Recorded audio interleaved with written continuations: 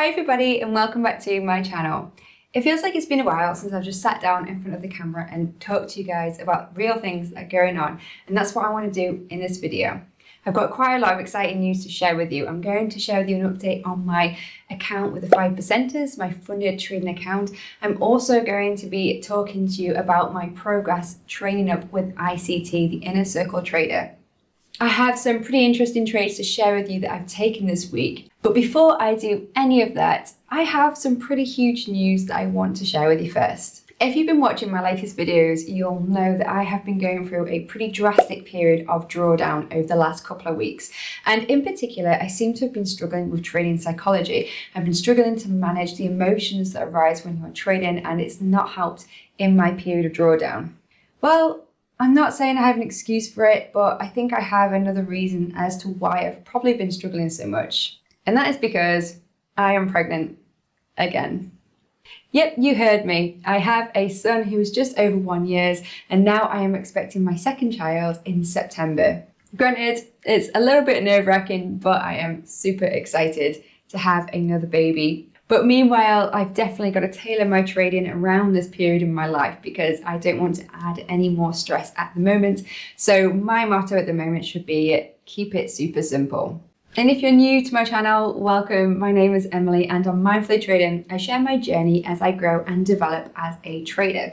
I've been trading for about 5 years. I originally started trading the American stock market, and since then I have been day trading the Forex market. I also do this alongside looking after my 1-year-old son because I am also a full-time mother. And I like to share my journey on here with you guys, as well as any tips that I have and reviews of relevant software to help you with your own journey as a trader. If you like the sound of that, make sure that you are subscribed to the channel below, and let's get into the main content.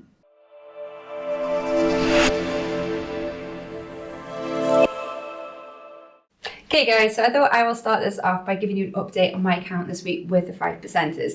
So following on from last week's pretty devastating week that I had trading where I took a huge loss that unfortunately took me out the green and into the red on my account, I've been taking it very slow and steady this week. I've only been focusing on the one Forex pair on pound dollar. I have taken a trade on pound dollar, which I will share with you in a moment. And as it stands today, Thursday, the 23rd of March, as I'm recording this video, I am currently in a trade as well. I recently got into this trade here on pound dollar, so I'll show you a quick breakdown of that trade that I've taken using ICT concepts.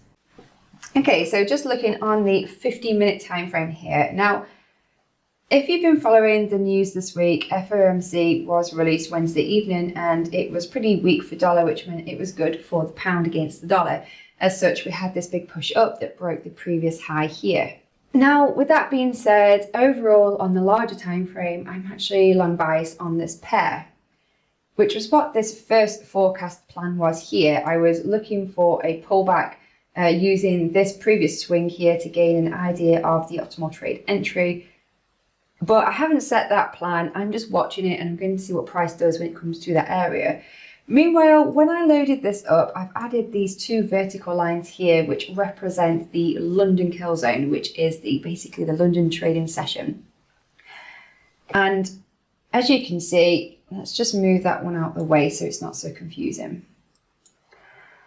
I've marked the previous day's high here, and I've marked the daily open. So from the moment today opened, price has been pushing higher. What was quite interesting is in the London Killzone, it broke the daily high, and then we had this big bearish candle down. So that means it's a bit of a liquidity grab. It looks like it's broken the highs, it's swept it, and it's grabbed all of those orders there, and now it's taking it down lower, which is what I'm expecting really. I'm looking for price to pull back because ideally I want to be long. But when I saw this happen in price action, and seeing as I was on the charts and had the opportunity, I decided to drop down to the 5-minute time frame to try and find an area where I could get into the market. So this is what I was interested in. We had been pushing higher, making higher highs, higher lows. So I tested this area and dropped a bit, so it showed that there was a bit of weakness there. Then we pushed above it in the London Open, and immediately we got this big drop down, breaking this previous structural low. So price has pushed back up into this orange box that I drew, which is a fair value gap. It's a gap in the market between this first candle the second one and the third, where the first and the third don't touch at all. We just have a gap where price drops suddenly. So I thought that was a good place to get short. I've used quite a small stop, a 15 pip stop, and I'm just targeting the lows here for a 2R target, so a little sweep below this low here. I have thought about potentially lowering my target if price falls to maybe target below these two lows here, but overall I am still long biased, so I don't want to overstay in this trade if it does go in my favour. So at the moment, price is in between these two vertical lines. This is the little no man's period between the London session and the New York session. I have two more vertical lines plotted here, which represent the New York Killzone. So as that opens up, I will be interested to see what price does, because sometimes it can trade a bit lower in London, and then in New York, it might do something like this, and it may turn and it may continue the overall trend higher. Alternatively, it may just continue trending lower. Either or, I'm going to see if I can get a little piece out of this trade.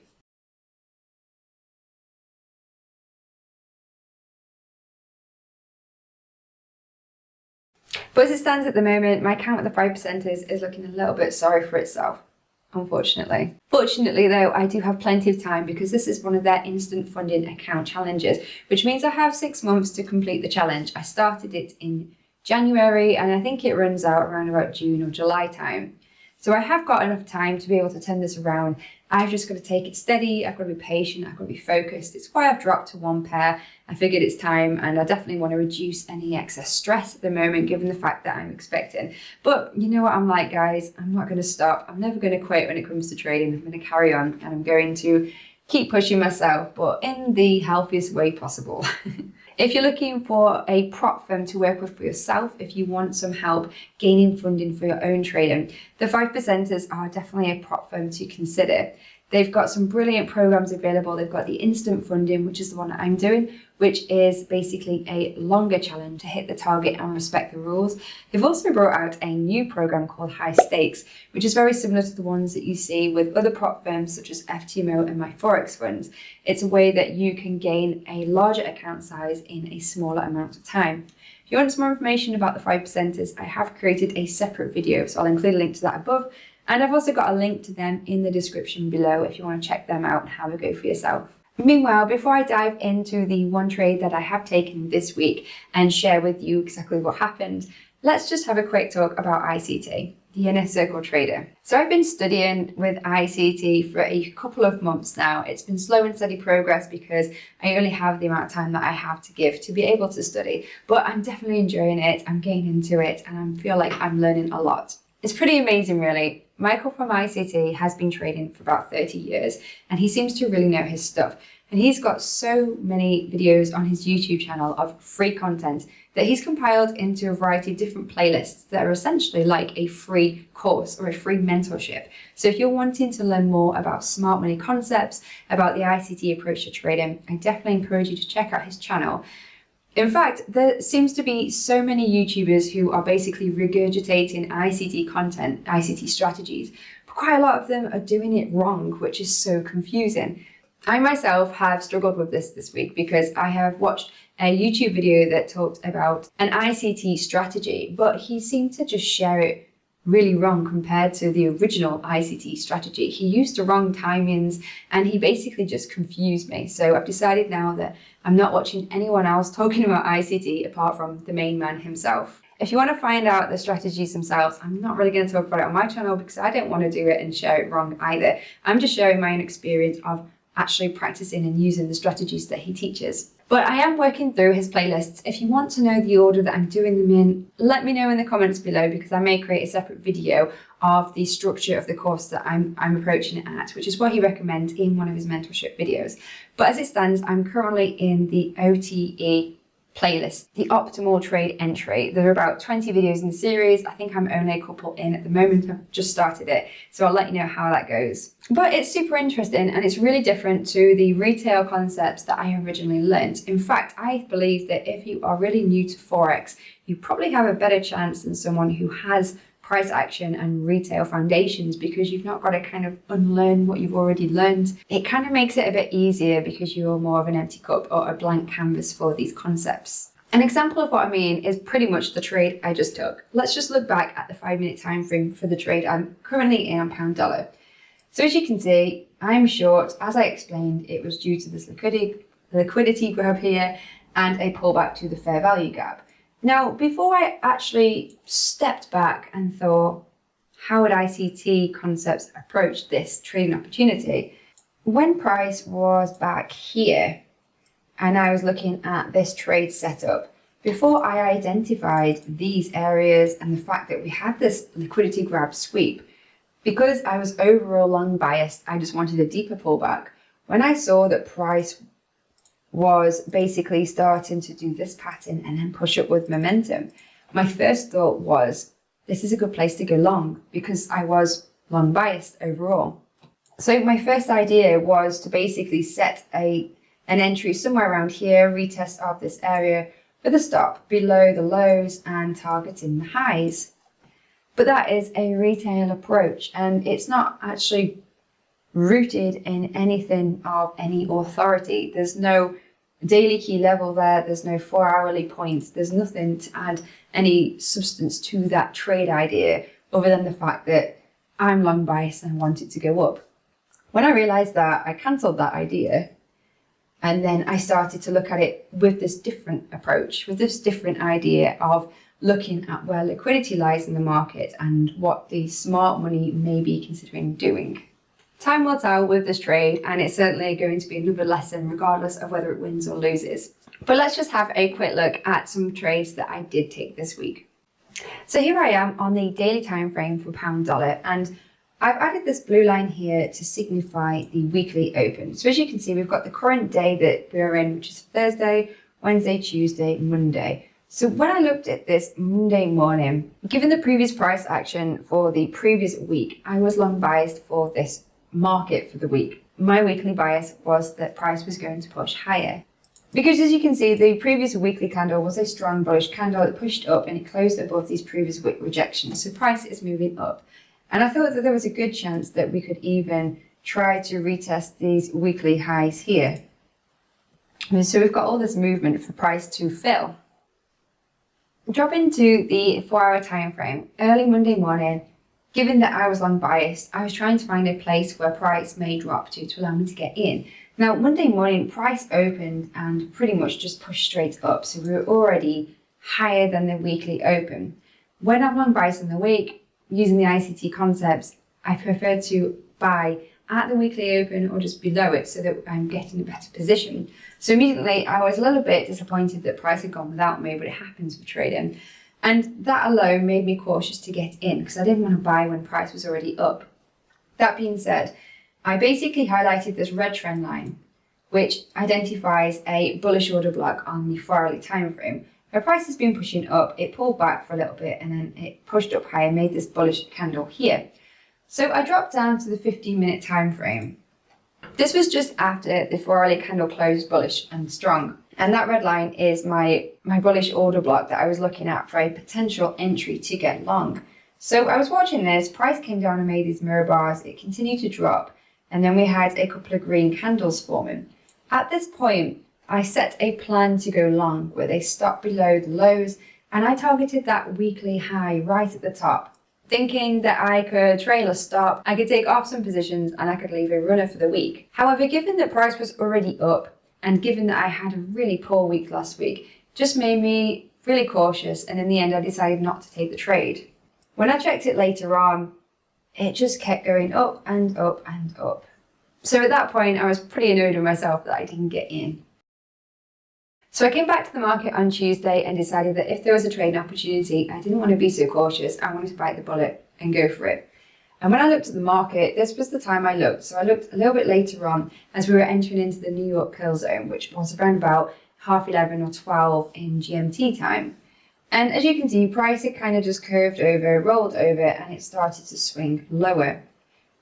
Now what I was interested in here was, although we were making lower lows and lower highs, at this point, price pushed up, it broke the highs here, and it started to consolidate a little bit higher. So I decided to set a long position. I identified this fair value gap here, and I decided to set my buy order in that point with a stop just below the lows and a target just past the highs. Now, what I failed to see was that this was not rooted in any larger time frame authority. It wasn't around a fair value gap from the 4-hourly time frame, from the daily time frame. It wasn't around a bullish order block from the larger time frame. There was nothing to give this any authority other than the fact that I was annoyed that the previous day I missed the trade and I was long biased and it started to break structure.